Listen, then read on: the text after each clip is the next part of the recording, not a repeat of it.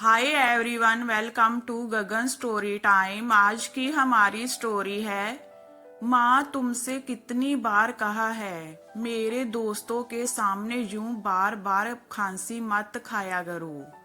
अच्छा लगता है क्या कोई घर में आए और तुम हर समय खांसती रहो।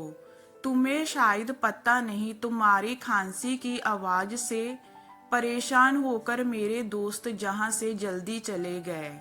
और एक दोस्त तो जय भी कह रहा था कि उस दिन भी तुम्हारी माँ बहुत खांस रही थी। अब तक उनकी खांसी गई नहीं क्या? कहीं इन्हें कोई गंभीर रोग तो नहीं? हमें जहाँ आना बंद करना पड़ेगा। और राकेश, तेरे परिवार का ध्यान रख, वरना कहीं इनकी वजह से तेरे परिवार को कुछ रोग ना हो जाए। माँ, आप अपने कमरे से ज्यादा बाहर मत निकला कीजिए। राकेश गुस्से में अपनी माँ दामिनी जी से बोला। पीछे से राकेश की पत्नी निशा भी बोली, राकेश, मैं तो तुम्हारी माँ को समझा समझा कर थक गई, मगर इनके कानों तो जूं तक नहीं रेंगती। पूरे घर में जूं ही खांसते खांसते घूमती रहती है। इन्हें तो इतना भी नहीं पता कि मुंह पर हाथ रखकर खांसी खानी चाहिए। घर में दो छोटे बच्चे भी हैं, कम से कम इनके बारे में ही सोच लेती, मगर नहीं, इन्हें अपने कमरे में एक जगह बैठा ही नहीं जाता। दामिनी जी बोली, तुम दोनों के पास ना तो मेरे लिए समय है और ना मेरे लिए पैसे है। घर के इलाज कर करके थक गई हूँ, मगर खांसी में कोई फर्क नहीं पड़ा। फिर भी तुम लोग मुझे अस्पताल लेकर नहीं जाते, उल्टा कहते हो कि खांसी मत खाओ। भला खांसी कोई जानबूझकर खाता है क्या? कितनी बार कहा मुझे डॉक्टर को दिखाओ, मगर तुम दोनों को अब इस बुढ़िया की फिक्र कहाँ है? निशा हाथ जोड़कर बोली, माँ, आप अपने कमरे से बाहर मत निकला कीजिए, बस इतनी मेहरबानी कीजिए। हाँ, नहीं है हमारे पास आपके लिए पैसे। मेरे भी दो बच्चे हैं, उनकी जिम्मेदारियां पूरी करें या आपके पीछे पैसे लुटाएं। आपको तो बस बैठे बैठे मुफ्त की रोटियां तोड़नी आती है। काम की ना काज की, दुश्मन अनाज की। दामिनी जी बोली, बहू, अब तक तो सारे घर का काम तुम मुझसे ही करवाती आई हो। तुमने तो सिर्फ बच्चे बड़े करने में अपनी उम्र बताई है, मगर मैंने इस मकान को घर बनाने में अपनी उम्र बताई है। घर का एक एक कोना सजाया है मैंने। घर की साफ सफाई से लेकर रसोई भी संभालती आई हूँ मैं। मगर आज जब इतने दिनों से जय बुढ़िया खांसे जा रही है तो किसी को भी रत्ती भर फिक्र नहीं है मेरी। राकेश बोला, माँ, निशा बिल्कुल सही कह रही है। अब आपकी तो उम्र हो चली है, मगर मेरे बच्चों के सामने तो उनका पूरा भविष्य पड़ा है। आपको तो अब भगवान उठा भी ले तो कोई बात नहीं। दामिनी जी बोली, वाह बेटा, अच्छा सिला दिया है तूने मेरी ममता का। अच्छा हुआ तेरे बाबूजी मुझसे पहले ही इस दुनिया से चले गए, वरना अगर आज वह जय सुनते तो जीते जी ही मर जाते। हमने जब तुझे पाला पोसा तो कभी तेरे दादा दादी को नजरअंदाज नहीं किया, क्योंकि तेरे आने से उनकी अहमियत कम नहीं हो गई थी। माना इंसान पर अपने बड़ों और अपने छोटे दोनों का भार होता है, मगर इसका अर्थ कदे भी जय तो नहीं कि वह बूढ़ों को मरने के लिए छोड़ दे। मगर आज तूने जय सब कहकर जय साबित कर दिया कि तुझे और बहू को मेरी बिल्कुल परवाह नहीं है। दामिनी जी अपने कमरे में जाकर रो पड़ी। भला कोई बेटा अपनी माँ को ऐसे कड़वे शब्द कैसे बोल सकता है? अभी 4 दिन पहले की ही तो बात है, जब दामिनी जी अचानक निशा के कमरे में पहुंच गई थी। तब अचानक दामिनी जी को देख निशा के हाथों से हड़बड़ाहट में सोने की चैन का डिब्बा गिर गया, जिस पर लिखा था हैप्पी बर्थडे निशा। जय, गिफ्ट तुम्हारे प्यारे पति की तरफ से। निशा ने फटाफट गिफ्ट उठाया और अलमारी में रख दिया और शक पकाकर बोली, माँ जी आप क्यों मेरे कमरे में आ गई? क्या काम था? मुझे बाहर ही बुला लिया होता। दामिनी जी बिना कुछ बोले अपने कमरे में आ गई और सोचने लगी, बेटे के पास अपनी पत्नी को सोने का उपहार देने के लिए पैसे है, मगर अपनी माँ का इलाज करवाने के लिए क्या शादी के बाद बेटा इतना बदल जाता है? क्या बहू का अपनी सास के प्रति कोई फर्ज नहीं? आज मैं बेटे पर इतनी बोझ बन चुकी हूँ कि वह मेरे मरने का इंतजार कर रहा है। आखिर मुझ पर बेटे का कितना खर्च हो जाता होगा? लगभग 4 या 5 साल से मैंने तो एक साड़ी भी नहीं खरीदी है। उल्टा घर का सारा काम करती हूँ, वह अलग। फिर भी मैं इन दोनों पर बोझ बन चुकी हूँ। जय सोचकर वह बहुत रो रही थी। इतने अपशब्द सुनने के बाद उनकी हिम्मत हारने लगी थी। उनका रो रो कर बुरा हाल हो रहा था कि पास रहने वाली उनकी सहेली सुशीला घर आई।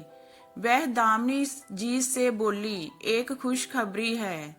दामिनी कल ही अपने गांव में एक डॉक्टर पति पत्नी आए हैं, विदेश से आए हैं, जो हम जैसे बूढ़ों का इलाज मुफ्त में कर रहे हैं। उनके साथ उनका 7 साल का बेटा भी है। सुना है थोड़े दिन जहां भारत ही रहेंगे ताकि हम जैसे बूढ़ों का इलाज मुफ्त में कर सकें। दामिनी जी खुश होकर बोली, क्या वह मेरा भी इलाज करेंगे सुशीला? सुशीला बोली, मैं अभी सुबह ही उनसे अपना इलाज करवा कर आ रही हूँ। दामिनी तू अभी चल मेरे साथ, तुझे भी बहुत समय से खांसी है। दामिनी जी भी सुशीला के साथ उन डॉक्टर के पास पहुंची है और अपना इलाज करवाती है। उनमें से जो लेडी डॉक्टर थी वह दामिनी जी से कहती है, माँ जी आपको एलर्जी वाली खांसी हो गई है, आपको धूल मिट्टी से थोड़ा दूर रहना होगा, इसीलिए आप घर में साफ सफाई के काम से थोड़ा दूर रहिएगा और अगर सफाई करनी भी पड़े तो मुंह पर रुमाल लपेट कर कीजिए। दामिनी जी कहती है, मैम साहब मैं धूल मिट्टी से कैसे दूर रह सकती हूँ? मेरी बहू घर के ऐसे काम बिल्कुल नहीं करती है। ऐसे सारे काम तो मुझे ही करने पड़ते हैं और मुंह पर रुमाल लपेटकर तो मेरा दम घुट जाएगा। डॉक्टर साहबा बोली, दामिनी जी आपको इस उम्र में बहू के होते हुए ये सब कामों से थोड़ा दूर ही रहना चाहिए। अब देखिए आपको कितनी ज्यादा खांसी हो गई है जो रुक ही नहीं रही। फिलहाल मैंने आपको दवाइयाँ दे दी है, मगर आपको 1 हफ्ता रोज यूं ही मेरे पास आना पड़ेगा ताकि मैं आप में हो रहे बदलावों को देख पाऊं। आप शायद जानती नहीं, 1 महीने से ऊपर की खांसी जानलेवा भी हो सकती है। दामिनी जी बोली, डॉक्टर साहबा वैसे भी जान की किसको पड़ी है? मेरी जान अगर चली भी गई तो मेरी परवाह करने वाला इस दुनिया में है ही कौन? खांस खांस कर बुरा हाल हो गया था, इसीलिए आ गई इलाज करवाने, वरना अपने आप से लगाव तो कब का खत्म हो चुका है। लेडी डॉक्टर को दामिनी जी की बातों से आभास हो चला कि वह बहुत दुखी है। दामिनी जी अब रोज उनके पास जाने लगी। बातों बातों में पता चला कि उन डॉक्टर साहिबा का नाम रिया है और वह दोनों पति पत्नी जहां गांव में थोड़े दिनों समाज सेवा करके वापस अमेरिका लौट जाएंगे। दामिनी जी की रिया से अच्छी दोस्ती हो गई थी। उनकी खांसी में भी आराम पड़ गया था। रिया प्यार से दामिनी जी को बाव नाम से संबोधित करती। दामिनी जी डॉक्टर रिया के बेटे राहुल को भी खूब प्यार करती और कभी कभी उसके लिए घर से कुछ कुछ पकवान बनाकर देती जो राहुल को बहुत पसंद आते। दामिनी जी ने भी डॉक्टर रिया को सब कुछ बता दिया था कि उनके बेटे बहू उनसे कैसा व्यवहार करते हैं।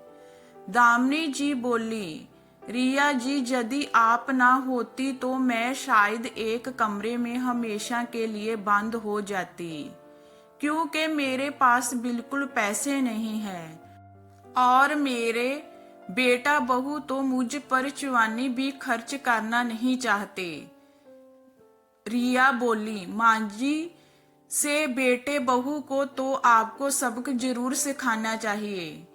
दामिनी जी बोली, बेटा अब इस उम्र में मैं क्या सबक सिखा पाऊंगी। रिया बोली, माँ जी आज की दुनिया में सभी को आत्मनिर्भर होना बहुत जरूरी है ताकि वह किसी पर निर्भर ना रहें, और ऐसे बेटे बहू को भी जय दिखा देना चाहिए कि वह अपने माँ बाप को कभी कमजोर समझने की गलती ना करें। दामिनी जी को रिया की यह बात बिल्कुल सही लगी। रिया दामिनी जी के जाने के बाद सोचने लगी, काश मैं बा की कुछ मदद कर पाती। राहुल दामिनी जी के साथ बहुत घुल मिल गया था। जय देखकर रिया ने दामिनी जी से हमेशा के लिए अपने साथ अमेरिका चलने के लिए कहा। रिया बोली, माँ जी हम दोनों दंपति का तो अस्पताल में ही पूरा दिन बीत जाता है। अगर आप वहां आकर मेरे बेटे रसोई का काम संभाल ले तो आपकी इनकम भी शुरू हो जाएगी और आपको जहां आपके ऐसे बेटे बहू के आगे कभी हाथ भी नहीं फैलाना पड़ेगा। दामिनी जी पहले तो सोच में डूब गई, क्योंकि उन्होंने इस घर को अपने 60 साल दे दिए थे, मगर फिर भी बेटा बहू उनके नहीं हो पाए थे। वैसे भी ऐसे बेटे बहू के साथ रहकर अपना सम्मान खोने से बेहतर यही था कि डॉक्टर साहबा के साथ जाकर आत्मसम्मान की रोटी खाना। दामिनी जी ने तुरंत हामी भर दी।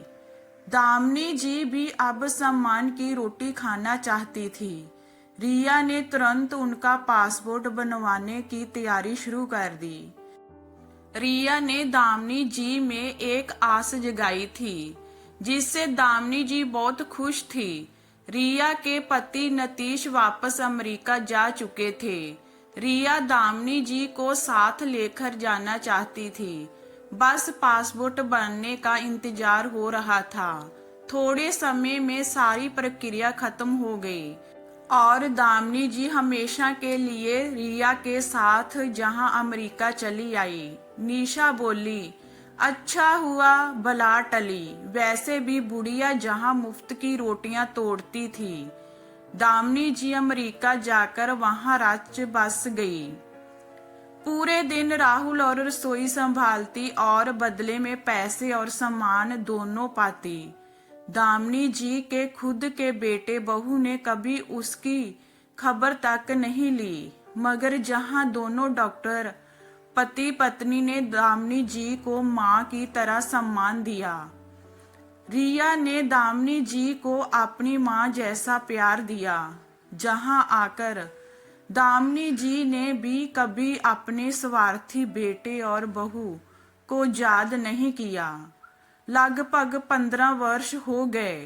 दामिनी जी को अमेरिका में के एक दिन अचानक उनके बेटे राकेश का उन पर फोन आया और वह रोते हुए बोला, माँ तुम्हारी बहू निशा बहुत बीमार है और मैं बहुत मुसीबत में हूँ। शायद हमने जो तुम्हारा हर पल तिरस्कार किया, जय उसी की सजा है।